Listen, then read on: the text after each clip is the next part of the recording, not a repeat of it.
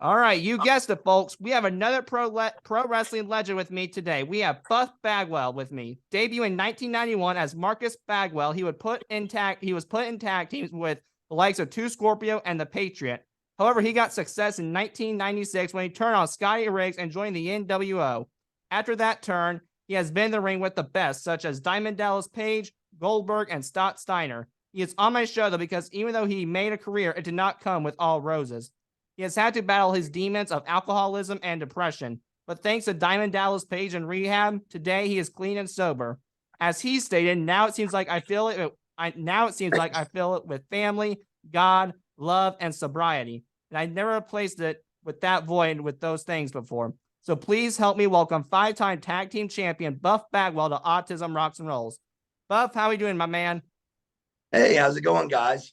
Going great. So my first question to you is, what does being a recovering alcoholic and having depression mean to you?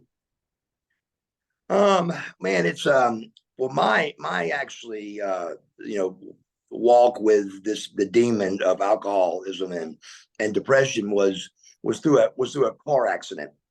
I had a car wreck August of 2020, and it was a really bad car wreck that ended up ruining my right knee. My right knee was my right patellar tendon on my right knee exploded.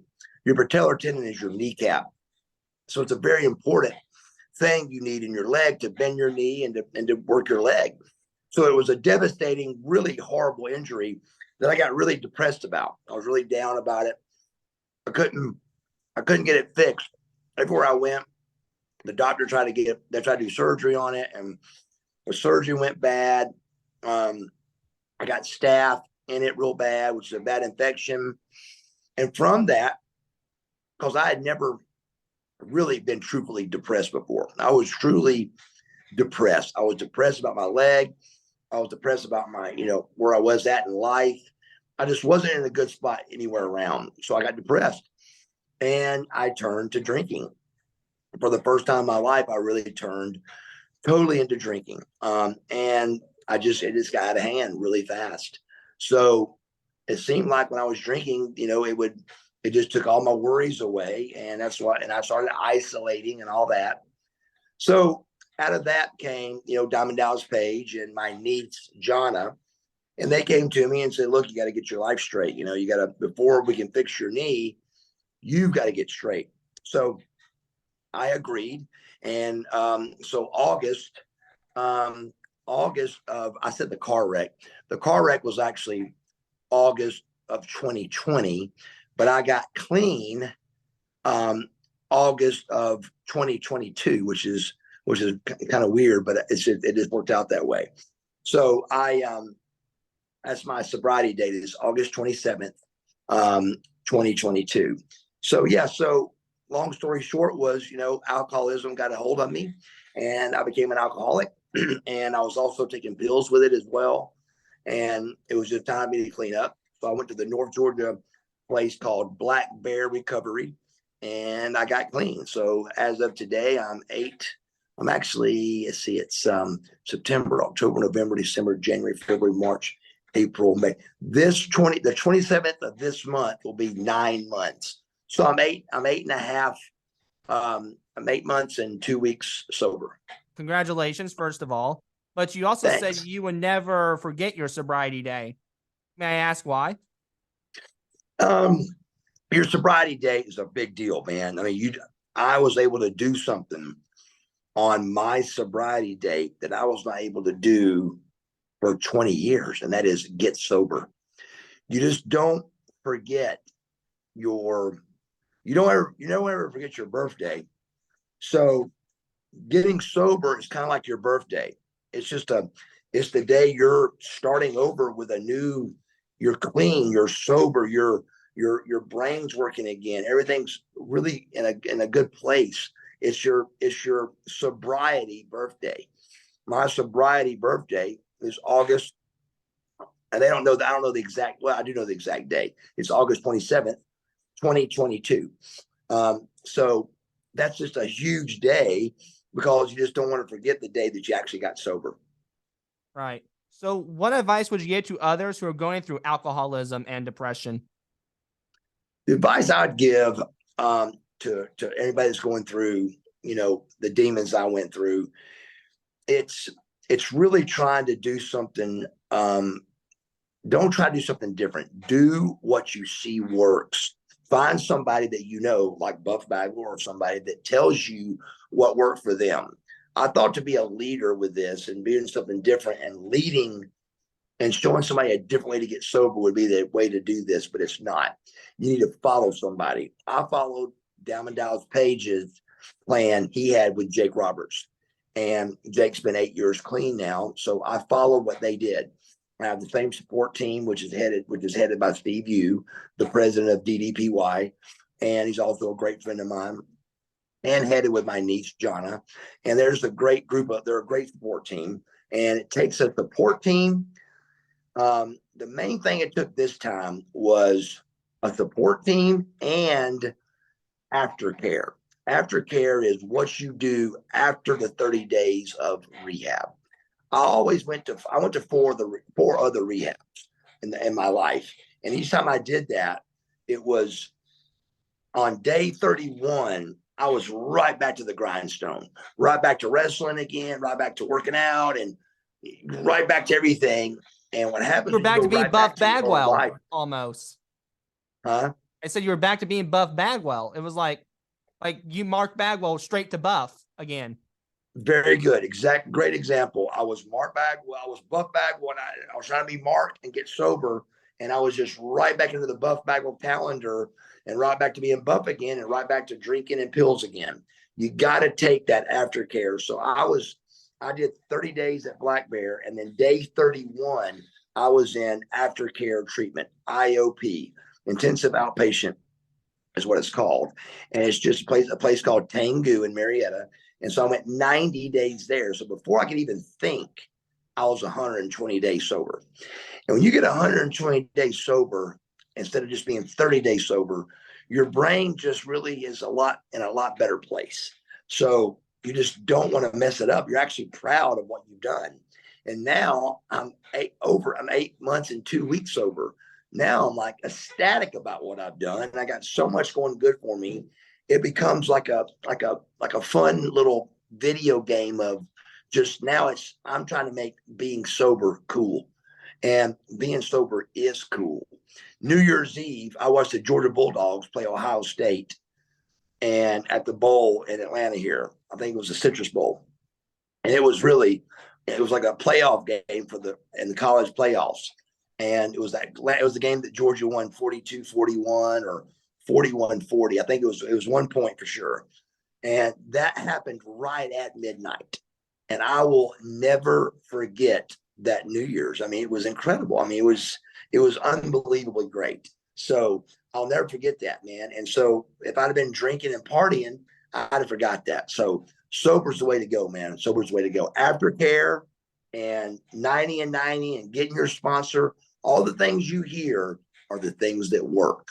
Follow somebody that's gotten sober and you'll get sober. Oh, I know someone who's gotten sober. Have you heard the song Paralyzer by Finger 11? Have you by chance heard of that? Their drummer, Rich Beto, and for the listeners, C225 giving the beat to Rich Beto, but he's battled alcoholism and has a son on the autism spectrum, so that's how I got to know him.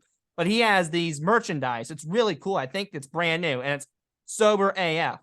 And you know AF, what it stands for. I clearly can't say because I'll get in trouble, but it's Sober AF, and it's like a hat. I'm trying to make a shirt, I think. It's pretty cool, man. You should check out their merchandise. I will. Yeah, I just thinking out loud, I thought, talking about sober, huh? Yeah, I like it. Now, you got to talk about your time in the NWO. So did you make any pals while in the NWO? Oh, man, we were just like brothers. I mean, we were really, best friends, brothers. I mean, it was just really, you couldn't get any closer than we were. I mean, with wrestling, there's so many egos and so many, politics and so much backstabbing stuff that goes on. But man, during that run, the WCW guys were really great friends. I mean, we all liked each other. We all loved each other. And we built the WCW from nothing to being, one of the top wrestling business in the nation. And we were number one. It We is beat Vince unbelievable. McMahon. It is It really is. unbelievable because you even had pay-per-views. Like I saw on like when it says Wikipedia, like list of pay-per-view events, they were highlighted like NWO colors because there's like NWO branded. And I was like, you don't call that successful? Are you kidding me? Right. It was a big deal. It was such a big deal that our action figures and stuff, like if I had NWO, I wore NWO on where my belt buckle goes. On all of my tights, my whole career, it either said Buff right there or it said NWO. And at the beginning, it was NWO. Then I switched it just to Buff. But on pictures you see out, a lot of times nothing will be at my belt buckle because they didn't know if they were allowed to put NWO on my pictures because I was WCW branded. So it was a real controversy on NWO or WCW. I mean, not just on TV, not just in the storyline. It was factually a big deal they had to overcome in the company to be proven what was right and wrong with taxes and write-offs and getting checks and money. It was a big deal on the NWO WCW thing. Yeah, it really was. I can see that could be a problem too with that sidelines with those, colors. Now, if you had to pick, what's the most comical NWO moment? Either from on camera or behind the camera, don't matter. Just has to be with the NWO. Most funny? Yep. I think off and on camera, one of the most funniest was definitely the Four Horsemen skit. When we did the Four Horsemen skit where I was Kurt Hennig and X-Pac was Ric Flair and Kevin Nash was Arn Anderson. Let's see who was. It was like, remember, we imitated the Four Horsemen, and it was just really a great little skit. But it got a lot of heat, the Four Horsemen guys were really mad about it, and Rick was upset about it. Arn was upset about it. And, I understood why, but I didn't think of it, but we kind of got blamed like we were dogging the Four Horsemen out. But I thought that was a really funny skit that everybody should have enjoyed. And just a real funny thing on camera and behind the camera. Yeah, that's kind of ridiculous. Kind of get mad at it. I mean, did you cross any lines, you think, or were you, kept it safe? I know you crossed lines in like probably that Monday Night Wars time frame, but I mean, I'm just trying to look at it from both sides. Did you cross any lines, you think? Because I feel it'd be kind of ridiculous to get mad at that stuff since, you're a wrestler and you're going to get made fun of in and behind the camera and on camera. Because if it's me getting made fun of that, I'd probably be laughing my pants. I'd be like, yeah, that's probably true, actually. Well, you asked a good question. You said, did we cross any lines? And to me, if you're telling the truth, that's not crossing lines. We told the truth about what everybody was doing, and out of that came like heat. But really, it was just all we did was exaggerate the truth a little bit and made it a little funny. But the guys got a little sensitive about it. Yeah. Hey, maybe get the diapers. No, I'm kidding. I'm kidding. That. Now, I like it. Me too. Now, we did meet at the Square Circle Expo. So just briefly, what were your first thoughts of me after I met Sabu? I thought you were a great kid. You spoke very well about what you were doing. You were very professional. So I do not do podcasts for free. I just don't do that. Not because I'm trying to be ugly or trying to do anything. It's just everything I do, Sam, I pour my heart into, like 100%.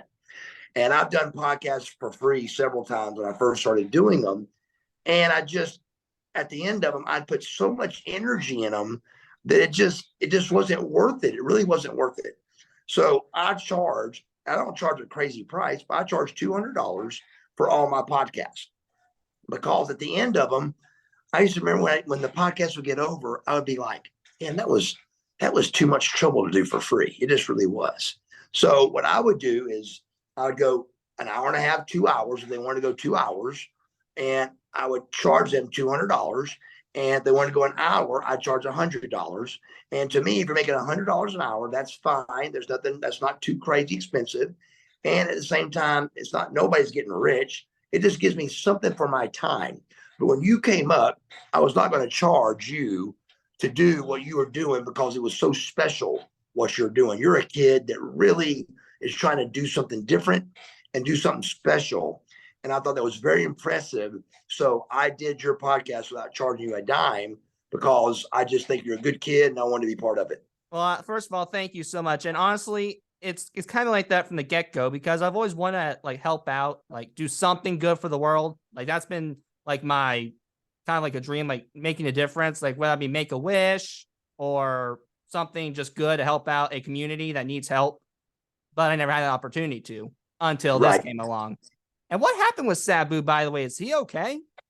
I think he's okay. Somebody said he just got back from a long trip and he was just tired. He was jet lagged, but I heard his heart. Maybe something was wrong with his heart, but I don't think so. I think maybe I think he may just got his time mixed up with a red eye flight or something. I think he was just tired. Gotcha. Okay, that makes you feel a little better. Now, you did say though that your alcohol issues made you lonely. So when did you start seeing that your alcohol issues made you feel lonely? Pretty quick, and I understood why. I understand why now, but looking back on it then, I couldn't. I don't understand why I was by myself, and I know it's because people just didn't want to. They didn't want to be around me drinking. They were just tired of seeing me kill myself, and I wouldn't listen to nobody. So what happens to people that drink or take drugs? They isolate, and you just seem to go off to yourself. I wanted to be in my house by myself, nobody bothering me, and just drink. And that's what we did. That's what I did. I just drank, and I was going to keep drinking. And then I couldn't help but keep trying to work out and trying to keep my hygiene and shaving and clean and trying to keep tan and keep my tan up and trying to keep my Buff Bagwell body up. But you stop caring. You just stop, caring so much, and you just start drinking more and more. So you just isolate, and that's what I did. I isolated, and I just stayed drunk. And then finally, my niece and Diamond Dallas Page came to me, and it was just time to clean up. Right. You talked about your niece a lot. You said like the IDDP kind of stated that if you did one thing right, it was being with that niece. What's so special about your niece, bro? I got to ask you. Man, she's a special girl, buddy. She's well, first of all, let me say that's my brother's daughter. And really, I raised her. She's my niece on paper, but in life, she's really my daughter because I raised her. So I stepped in and did what my brother wouldn't do, which is raise a daughter. And don't get me wrong, my brother has five children. He has 5 children with 3 women. So he's got 5 kids, So one of his wives he's got 3 children with, which he's married to now. He's got a great family, but he's got 2 other children that he did not take under his roof. And, I'm not here to judge anybody, not even my own brother, but I couldn't allow her just to be out there by herself. So I stepped in and took her under my wing, like she was my daughter. But, fast forward 20 years, she remembered that and really, thought it was a great thing that I did and saw what I did by stepping in and being, a father and trying to be Buff Bagwell. I was Buff Bagwell on the road and trying to keep all that up and keep traveling and working out and staying in shape. At the same time, all of a sudden, I'm a father. So it was a lot going on, and I did it really well. And then when she had a chance to help to pay back, she paid back by helping her Uncle Mark, Buff Bagwell. So she did so, and she was a great girl for doing it. She's a great person, man. She is beautiful inside and out. And she just is a great person. Wow, man. I mean, I'm proud of you for stepping in because you didn't have to, but you chose to. I mean, that's saying something right there. Yeah. That really is. Thank you. Of course. Now, you did collaborate with a lot of tag teams, like you're a 5-time tag team champion. So out of your partners, who is your favorite to hold the WCW tag team champions with? That's a tough one. I get asked that a lot. And over the last few years, I've kind of been able to pick one. It's really hard to do, though. I mean, you got to realize me and Too Cold was tag team of the year.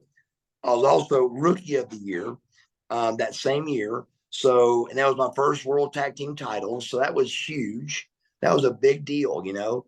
And all of a sudden, you step in, and my second tag team was Stars and Stripes, and we won the belts twice. So, you know, that was huge. You know, 2 different times, me and Dale Wilkes, the Patriot, we won the world tag team titles. And then you got Scotty Riggs. Me and Scotty Riggs won the belts also. So it's a big deal, man, to win the world tag team titles, especially with Dale Wilkes winning them twice. But I would like to think that the American Males was probably the best one, because it was more of the character I wanted to be, which was Buff Bagwell. The American Males was the earrings and the chokers and the tattoos and cool and, you know, look good. And, you know, it was just more of what I was looking for as being a pro wrestler. Right. Speaking of Buff Bagwell, let's talk about him a little bit. So how would you describe the character Buff Bagwell and Buff Bagwell's ring style? Well, Buff Bagwell is like a Marcus Alexander Bagwell just turned wide open, you know, just turn Marcus Alexander Bagwell on the highest volume you can turn. And that's Buff Bagwell. Buff Bagwell's an exaggerated, a crazy, exaggerated version of myself. And if you really look at all of our characters in the pro wrestling world, that's all of us are. Dwayne "The Rock" Johnson is he's Dwayne Johnson turned wide open, so he's The Rock. You know, Steve Austin is just turned wide open and he's Stone Cold. Right. Ric Flair, same thing. Diamond Dallas Page, same thing. You just turn it wide open and that's the character you get. Right. And so a lot of guys can relate to that. I think, though, in wrestling, there's not as much as that anymore. I think it's starting to dwindle down a little bit. I see like these characters, like sometimes they're a pirate and a party guy named Adam Rose, who I actually liked, but I could tell that wasn't him. Like it just wasn't Adam Rose turned up a notch. You're right. And keep in mind, there's a reason why, you know, we still go to autograph signings and people still come out and see us. It's because it's still a big deal. We're still big names and people still want to see us and get our autographs and you get to meet us and talk to us and stuff. So we really enjoy doing that. I mean, I love the fans. I love people. I am a people person, man. I love people. Oh, you'd be like one of my latest wrestlers on the show, Victoria. One of the biggest people person I ever met right there. Really? Yeah. You'd be surprised though, because you know she plays that psychotic character, but she's not like that in like out of the ring. She's phenomenal. But that's cool. It really is cool. But you're talking about autograph signing. Why do you enjoy doing autographs? Because I love people. And when you get out to sign autographs, you get to meet people and you get to talk to them and really get to share with them a little something. And I'm just not there going through the moves. I'm there really meeting them, really remembering Sam's name, really remembering his mom, remembering the people I shook hands to and saying hello and being genuine from the heart. Not because I have to be, because I want to be. Because I like people. I like people and I like talking to them and I love talking about wrestling. Right. And I like people to an extent. So going 2 days at that expo, I would not be able to do it. I won't lie to you because I can handle because for me, I have real bad social anxiety. So I have to mentally prep, you know, like for socializing, like even with my buddies, like I still have to like do like a little bit of mental preparation. Like, just hope I don't say anything wrong. You're doing well for yourself, you know, just because that nervousness gets to you. Right. It does. It's a big deal. But for me, I find strength and calmness with sharing with people. I find now if I think about it or I go over what we're going to talk about in a podcast or something, I get a little more nervous because I don't like doing that. I like just to hit play, mash record and put the camera on me, man. And that works for me. I mean, I can't tell you the times I have not even seen where the ring was at a building and get ready and go out there and give an incredible performance because I just ad lib to life. I mean, I didn't go out and saw where I always needed to know where the hard camera was. And after I knew where the hard camera was, which is the main camera, that's the camera I always did my circle, you know. I did my big circle around the ring. And when I came back in, it was right back to that hard camera. So you always want to know what that hard camera is, but that's all I ever knew. I didn't know anything else except where the hard camera was and what I was doing in the match, and I was ready to go. So you're a guy who thinks in pictures. Yes. That's fine. You do. My dad, and for the listeners, C113, father and son chat, but he's a thinker in pictures. Then my grandfather, and C, for the listeners, 122, meet Big Joe, but he's another guy who's a thinking pictures type of guy. And sometimes it's hard to do because I'm a word guy. Like I explain like in depth, like you have a 3-page paper on the explanation with me. And sometimes it's like, how else can I explain this to you? But then I got to remember you think in pictures. So let me just show you then instead of just tell. Yeah, I'm very visual.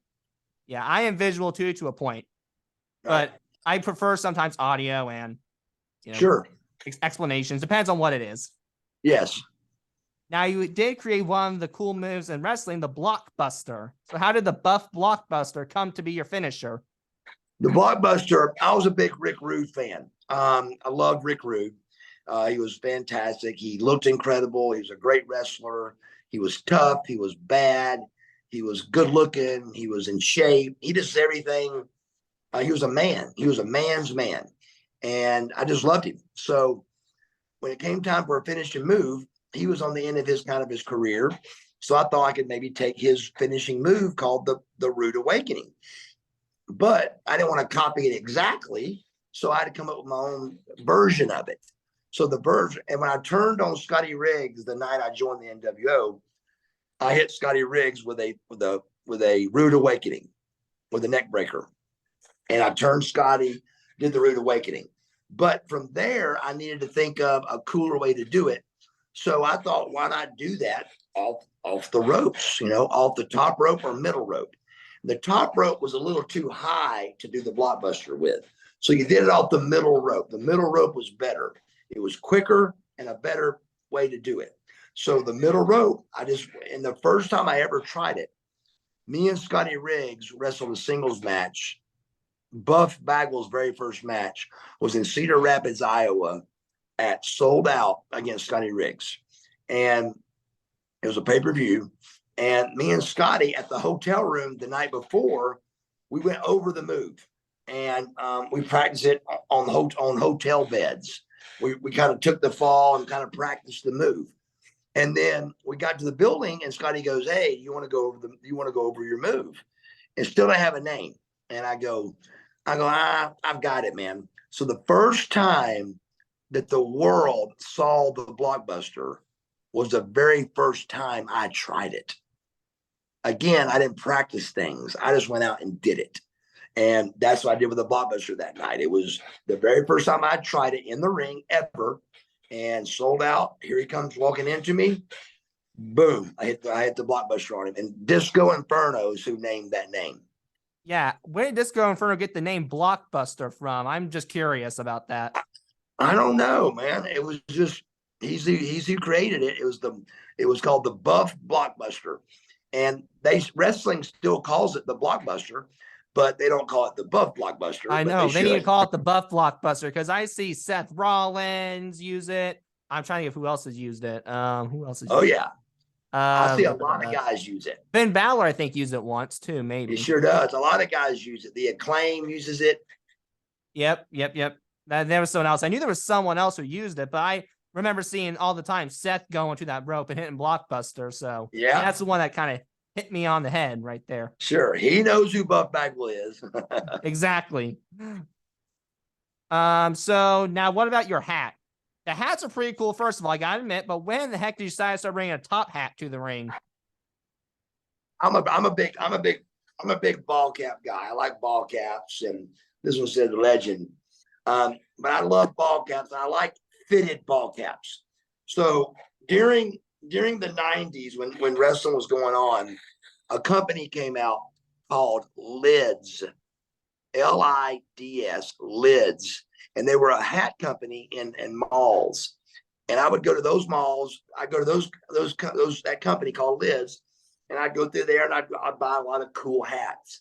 And during that time, there were hats that had like Japanese sayings on them, that on the back of the hat right here was what it meant.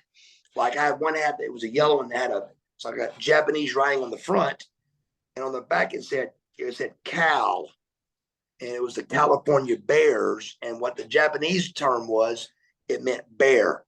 And so it was really cool. They'd have those kind of cool hats. Well, one day looking at and buying some new hats, my ex-wife, she said, "Hey, look at that hat. Why don't you try that top hat on?" And we were just kind of laughing and cutting up. And I thought, let me try it on. So I put this top hat on, and it looked incredible. I was like, man, that looks really good on me. And she goes, "You should buy that." I go, "For what?" And she goes, "I don't know. It just looks good on you." So I bought the hat. And then I break my neck. When I broke my neck, from breaking my neck, I got more creative because I needed to come up with things to keep me popular. So after I broke my neck, that's where the overalls came from. That's where the top hat came from. And that's where I got real creative, like wearing the top hat and the overalls and all those outfits I wore, because I was trying to be funny or cool by what I wore and things I did on TV. So I stayed popular. And that's what I did. Gotcha. Now, folks, we're right back on here, an ad from the Doug Flutie Jr. Autism Foundation. So let's get to it. At the Doug Flutie Autism Foundation in Massachusetts, people are receiving hope. The organization was established in 1998 by Doug Flutie, former quarterback for Boston College and the NFL, and his wife Lori, in the memory of their son Dougie, who was diagnosed with autism at the age of 3. The goal of the Flutie Foundation is to improve the quality of life for those with autism and their families. The biggest action they like to do is give grants and host their annual Stars on the Spectrum golf event. Our goal is to offer chances for physical and social activity outside of work or school, a path for education or employment during the day, and the resources needed to always feel safe, supported, and informed, the Doug Flutie Jr. Foundation says. Make sure to visit them on their website, www.flutiefoundation.org. That's www.flutiefoundation.org. Or follow them on Facebook, Instagram, Twitter, or even YouTube to see all the stars they have to offer. And you never know, you might be able to meet one of their stars if you are so kind and they allow you to do so. Finally, if this was a testimony, this would be my testimony for the Doug Jr. Autism Foundation. All right, folks, we're back, and yes, you'll definitely might get to meet Doug Flutie. You never know. So Brad, wow, apparently you're my previous guest. No, I'm just messing with you, Buff. I do want to talk to you about something I learned about. You had this called PAUSE, which for the listeners who don't know, post-acute withdrawal system. So why don't you educate me a little more on PAUSE? How do you know about PAUSE? The interview. That's how I heard about it. That's how I heard about it. That's really cool, man. Through PAUSE, you. Yeah, absolutely. PAUSE is a really, really cool thing that I learned this go around. I'm not sure if they have been teaching it before, but if I had learned about PAWS, PAWS, I would have probably got sober 10 years ago. I just didn't know what it was. I didn't know what it meant. What it means is it stands for post-acute withdrawal symptoms. What that means is they say, and we've learned that in rehab, when you're getting clean, that up to 18 months after day one of being sober, you can still have a withdrawal symptom. You can have, watery eyes or runny nose or a sneeze or sweaty or shaking. Withdrawal symptoms are horrible. No, everybody hates them. But if you know that it could just be PAUSE, post-acute withdrawal symptoms, you're not going to get upset and relapse. I can't tell you the times that I know I felt like a withdrawal come up and get mad and take a Xanax because I had this withdrawal that I didn't know may not have been a true withdrawal. It could have just been PAUSE, and I could have breathed a little bit and just chilled out a little bit, calmed down, and it would have gone away. Instead, I got mad and took a Xanax, and all of a sudden you're right back then taking your medication again, and you're bad again. So PAUSE is very, very important this go around of being sober. It was a huge thing for me to learn. Post-acute withdrawal symptoms. And yeah, I think that's very important for those right now who are struggling with alcohol, that when you're done, you're done. Don't think like, oh, you're done. Oh, shoot, I'm going back to the way I was. Yes, Definitely you important to definitely learn. don't. It's very easy to do. People think, oh man, just one more. I can drink normal this time. I can only take a couple of pills this time. It don't work. It's a trick, man. Just don't do it. My life's much better being sober. I'm much happier. I'm in a better place. I feel great. I look good. I just feel fantastic. So it's just a great place to be in life, is being sober. My brain's good and clean. My mind feels great. I'm in such a good place. I can tell that. So you are, what I've heard, a certified massage therapist. How did that come up? Wow. Very good. Um, I mentioned before, I think, that my parents were very well off. I came from a very rich family at a young age. My parents were owners of a lumber company named Southeastern Building Supply. And it was back in the 70s and 80s. They owned it for 17 years. And so from 1971 to 1988, my parents ran this company. It was a multi-million-dollar company. I was a very rich kid and all that. Well, in 1988, I was 18 years old, graduating high school, and my parents' company was going broke. And they asked the three boys. They said, "Look, what do you want to, what do you guys want, to do with your lives?" And we were like, "We don't know. I mean, God, I was 18. I'm the youngest of three, so my middle brother was like, um, you know, uh, 5 years older than me. So he was, you know, 23, 24, and my oldest brother is probably 27. So my oldest brother wanted a gym. So my dad bought him a gym. My middle brother wanted a drywall company. So my dad bought him a truck. I can't remember what those trucks are called, but a drywall company truck. And then it's called a boom truck. He bought him a boom truck and for drywall. And then I'm 18 years old. I have no idea what I want to do. My whole life, we were going to work for our parents. So I thought about it for a couple of days, and I thought, I had a horrible grade point average. I was horrible in school. I went to school to play ball. That's it. I was all county, all state football and baseball. And I just did not want to do anything else but that and work for my parents. Well, all of a sudden, there is something I got to do. So what do I want to do? Well, thinking sports and not having any kind of good grades at all, what was the way I could get in it now? And now to be like a sports trainer or some kind of sports massage, anything sports. I wanted something with sports, and I heard sports medicine. Well, the cheapest, easiest way to get to a sports medicine doctor is massage therapist. That's the cheapest, easiest way to get at least something under your belt to be something to do with sports. So I just kept it going. And I just went to massage school, the Atlanta School of Massage. And they, took 8 months to do the class. And no, it was 10 months, 10 months long. And I was a certified massage therapist when all was over. So what did you learn with those 10 months? Did they show you how to, what's a little trick you show us with massages? I'm curious. I'm not sure I could show you anything, but I can tell you this. We had to take a full college prep anatomy physiology course. So we had to take a full college prep anatomy physiology course. I mean, that's veins, bones, muscles, tendons, ligaments.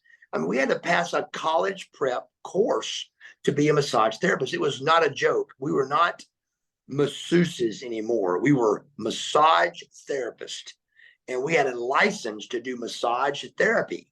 And so it was a really big deal in 1989 to do this. They were really trying to clean up the word masseuse. If you said the word masseuse at the Atlanta School of Massage, you got in bad trouble because they didn't like it. It was massage therapist was the word. And so I was a licensed massage therapist. So I graduated school thinking it was going to be my career. And I dove into getting a great job and all that. And as soon as I do, I noticed the first woman walks up for my first appointment and she cancels. She walks out and I go, What happened? She goes, there's no way I'm taking my clothes off in front of you. I said, you don't take them off in front of me. I close the door, you get under the sheets, and then I massage you. You're covered up. And you can keep anything on you want to keep on. And so, but she was very uncomfortable. And I found out that that was the beginning of the end of my massage life because women were very uncomfortable to take their clothes off in front of me. And I didn't see that coming. So long story short, that's when I found Missy Hyatt, and she said, won't you be a pro wrestler? And so I went from being a graduate of the Atlanta School of Massage to a graduate of the World Championship Wrestling. And I know it's funny when you meet people that you don't know, and all of a sudden, boom, they're helping you out. It's crazy. Right? Yeah, but you talked about earlier, you didn't make good grades in school. I will let people know that that's okay, actually. Not the fact that I want them to try, clearly, but college is not for everybody. I have my dad, the guy you just met for listeners again, C113, father and son chat. He didn't go to college. He went to a trade school. And one of my buddies, he hated school with a passion, hated it. But he tried his best, but after graduating, he went to work. And he's working a good job. I mean, that makes great money. So college isn't for everybody. I mean, I'm in college, but you don't have to be. Let me tell you something. College does not teach life. It just does it. My father was an excellent, excellent life coach. I learned more under my roof of my house than I could ever learn in 4 years of college. My father taught me how to pay the bills, how to work a thermostat correctly, how to turn water off that was being used, how to make money, how to save money, how to spend money. I learned so many life skills from being around my father and my mother that it was just something you can't teach in school. And so it's really hard to get a kid that's to try to do schoolwork that his parents don't push it. They pushed us having, good grades. And that's all we did. We had decent grades and we graduated. I never failed a grade, neither one of my brothers, but we barely made it through because we didn't have to. We were going to go work for our parents' lumberyard. And with lumber, all you got to do is be good at math. And we were all great at math. So we just really were good at math. And that's what and my brothers took their math stuff and went to car dealerships and ended up being car salesmen and did it and made a bunch of money with that and did very well with it for years. And they still both do.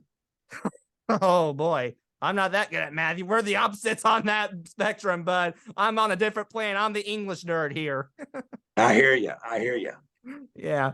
So I do need to talk to you about this. You got fired from WWE for the stupidest reason. I love WWE, but what the heck? For one bad match? Really? Well, my question to you is, do you believe that? Yes. I would 100% believe you. I know I'm saying, do you believe, thank you for that, but I'm saying, do you actually believe that I was fired for a bad match? I think that was part of it, granted. I was never told that. I was never told why I was fired. And the story that don't get told is the night of that match, anybody that can watch that match back and say it's a bad match I'd have to ask them why. Because the only I can tell you why. You weren't buff. You were not buff. They told you not look at the camera. Okay. You're going to lose buff right there. Exactly. So with that knowledge of knowing I can't be me and do the camera talk and all that, but the match itself, there was nothing wrong with the match. There was no missed punches. There was no faults in the match. The only thing that was wrong with the match was it just wasn't a good psychology match, but that would take a pro wrestler to judge that. I mean, there was no mistakes. There was no jumbles or mess ups or anything. It was a very smooth match that had all the right parts. It just didn't have any storyline. And what the WWE don't say is that nobody talked to us about the match. The WWE, Johnny Ace was ahead of all 12 guys at WCW. And Pat Patterson is who does all the WWF at the time main events. Well, Pat Patterson thought that Johnny talked to us about the match. Johnny thought Pat talked to us about the match, but really nobody talked to us. So what happened is me and Booker just went out and did what we thought was right. And Stone Cold told us what he was doing at the end, but nobody of power told us what to do. And then all of a sudden, after I'm fired, it comes out that they fired me for this bad match. I was never told that. That was something I believe that podcast or something came up with. I really do, because I was not told. I even asked, I said, am I being fired? And they said, no, you're being released. And I said, what's the difference? And they had an answer. Yeah, you're not putting me on camera anymore. Ain't that being the same as fired? They had an answer. And they said, if we fire you, we got to redo your contract. If we release you, we can bring you back in 3 months. Well, of course, I hoped that was true. I didn't think it was, but I said, well, okay, I'm not getting fired. So as far as the professional thing goes, I was never told I was fired. I was told they were releasing me, and they made it sound like to a 29-year-old man that was different. Now, I acted like it was different because they wanted me to act like it was different, but I didn't understand. So I just started shaking hands. I started smiling and being a nice guy. Getting mad ain't gonna do nothing. So then the rumors came up of it was a bad match, and my mother called. Well, I watched the match, and I'll be honest with you, it was bland, but it wasn't bad. Just psychologically, there was nothing special. I mean, in wrestling, what makes a good match is story. With Victoria, she would pretend to rip her hair out because, oh, I'm going to kill you. That makes you intrigued. Right. Yeah, it was just blah. It was a blah match, but it was blah because we didn't know what to do. Nobody told us. Nobody told us this. Hey, buddy, this is what we want, guys. Yeah, I don't think Nobody that was your told fault. us. I mean, I know WWE is a great place, but I've read the stories, and they can screw you half the time. And keep in mind, the thing that nobody ever talks about, except me, of course, is the next week was Atlanta. Why would you not wait till the next week? I don't understand. Me neither. It's kind of weird. But the good side, though, I heard about some pretty good ribs on the road when you were. I heard about the Nasty Boys pooping in your bags. Heard about that. Yeah. And I heard about them tying your bags into the ceiling.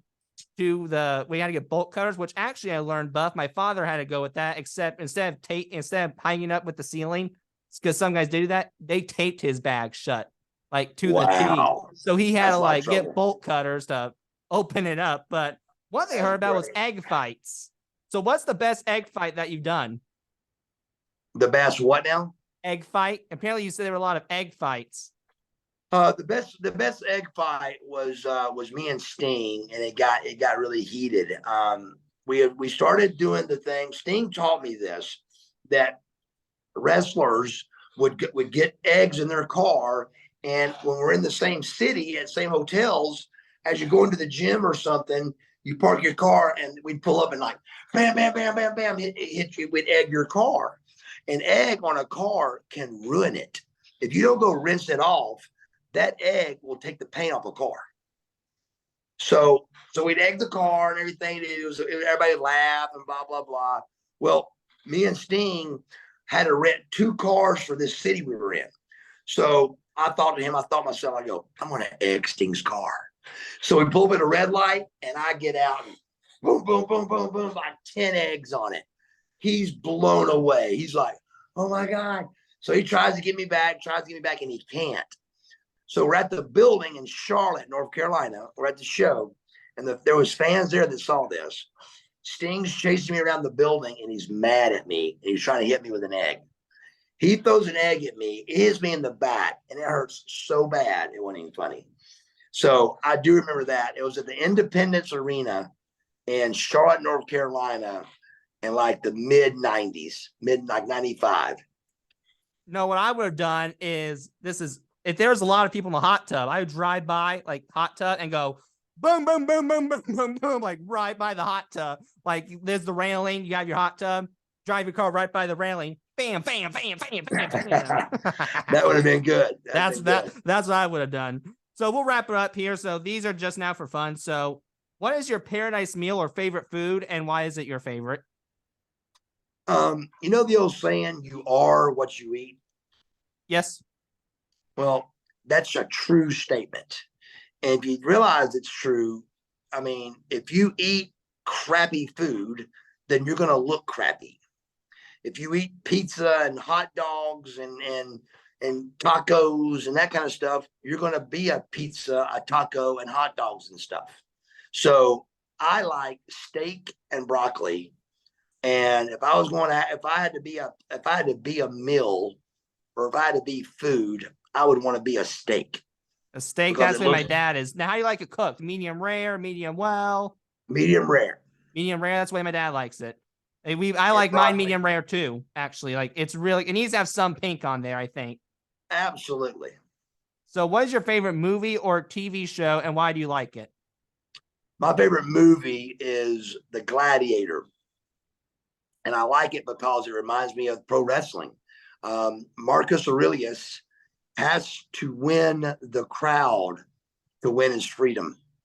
And his name's Marcus. So it reminds me of me being a pro wrestler. And when you win the people, you win your stardom. Well, when he won the people, he won his freedom.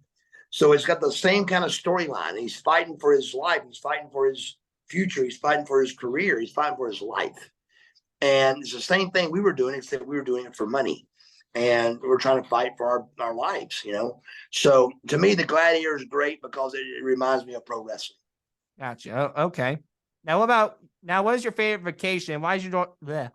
Now, what is your favorite vacation, and why did you enjoy that vacation very much? My favorite vacation ever was probably it was let's see, South Lake Tahoe, Nevada. It was a ski resort out there called Heavenly, and it's just a great place to go snow skiing, South Lake Tahoe. And it just was a really beautiful place that I took it was a trip I took after my first divorce. And I took 5 of my best friends all to South Lake Tahoe. And it was a great time to do all that. It was just to see all my friends, you know, together with me and having fun. And we spent New Year's out there, and there's gambling and there's partying and a lot of fun, and we just had the best time out there ever. It was definitely, no doubt about it, my best trip I ever took. Would you say it's better than Las Vegas? Well, Vegas is my favorite city. So it reminds me a lot of Vegas because South Lake Tahoe is literally right on the Nevada line. So you got California and you got Nevada. When you go up the ski lift on the Heavenly slopes, when you get to the top of the ski slopes, it says California this way, Nevada that way. So you literally can go ski in the state of California, or you can go ski in the state of Nevada. You have options. One turn. Yes, it's incredible. It's so cool. So right there on the Nevada-California line is also casinos, clubs, partying. So right on the line is Las Vegas. And then right on this line was California. So it was a great, great, great vacation and a great place to go vacate. I bet. So my final question is this. So are there any good memories that you want to tell us about? If you do, why do you remember that memory the most? So before you answer, I would like a sentimental memory that made you feel good inside, and a funny memory that made you fall on the floor laughing. So you want a sentimental? Yeah, something that made you feel good inside, that you forgot the world had problems almost.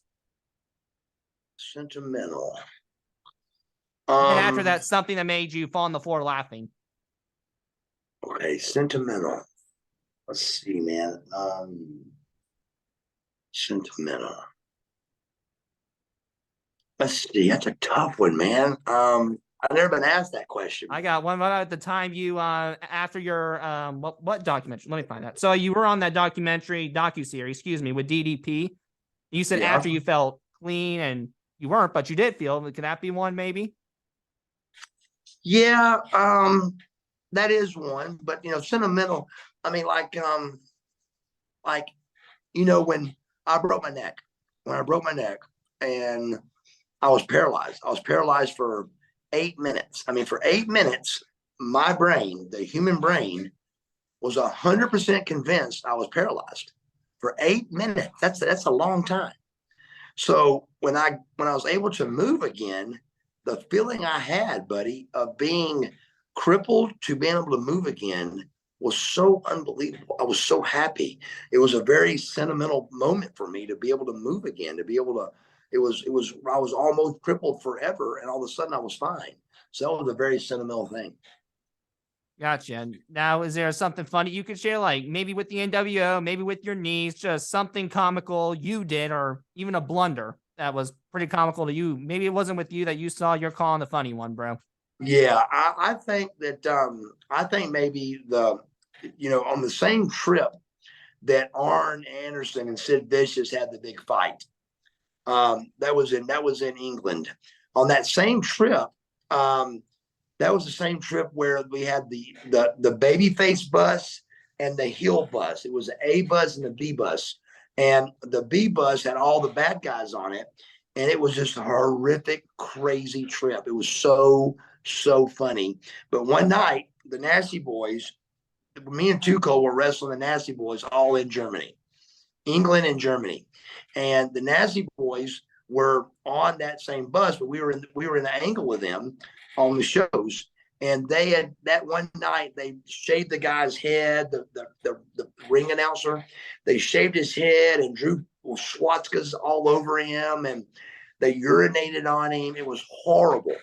And we thought we were going to get fired for it, but instead they made it part of me and Scorpio wrestling them. So every night that announcer would take his hat off and let the fans see what the Nasty Boys did to him.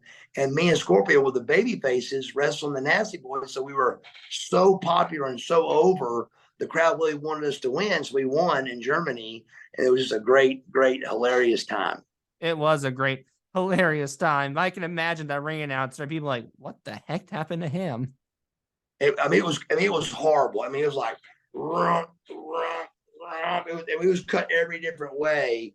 It was just, I mean, instead of cutting it off, WCW made a storyline out of it, and it worked. Yeah, it did. But you saying that was disaster. That's not disaster. It's from the plane ride from hell. That was bad. It was the plane ride from hell, except it was on a bus. It was exactly the same craziness. Ending was Sid Vicious and Arn doing what they did, but it was a crazy trip. Alex Wright also got hired on that trip. Mick Foley got his ear cut off on that same trip. Same exact trip. All of that happened on the same trip. Wow, that does seem like too much to handle in one setting. Yeah. It was a lot. Yeah. Well, Buff, I think that's all. Is there anything you'd like to say before we head out of here? Man, I just really appreciate it. I'm very proud of you for doing a great job. And just want to say thanks so much to all my fans out there just hanging with me. And thank you so much for taking time today and doing this one. You did a great job. Also, for me, if you want to get in touch with me, it's you go to marcusbuffbagwell.com. marcusbuffbagwell.com. It takes you to all my platforms, takes you to my Twitter, Facebook, Instagram, takes you to all my platforms. So go to marcusbuffbagwell.com and get in touch with me. Or my email address is marcusbuffbagwell@gmail.com. That's for any kind of booking information or anything like that. All right. Thank you again, Buff.